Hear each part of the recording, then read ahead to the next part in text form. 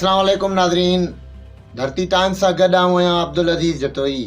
नज़र विझंदासीं ताज़ा तरीन हेडलाइंस ते। कश्मीर मां मेहराब सिंध जी ख़बर शामिल कंदासीं। कश्मीर पुलिस जे ज़्यादतुनि ख़िलाफ़ शर बिरादरी जे माण्हुनि अवामी मीडिया सेंटर पहुची पुलिस ख़िलाफ़ एहतजाज कयो।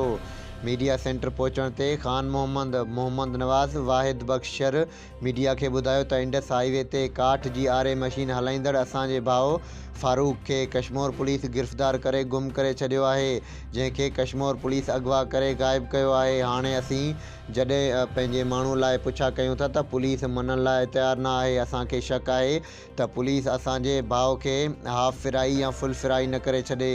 असांजे भाउ फारूक ते को बि केस या फ़रियाद आहे त पुलिस असांखे ज़ाहिर करे ऐं असां IG सिंध SSP कश्मीर खां मुतालबो कयूं था त असां इंसाफ़ कयो वञे, असांजो माण्हू बाज़ियाब करायो वञे, न त ॿी सूरत में कश्मीर पुलिस ख़िलाफ़ इंडस हाईवे ते रोड ब्लॉक करे धरणो हणंदासीं।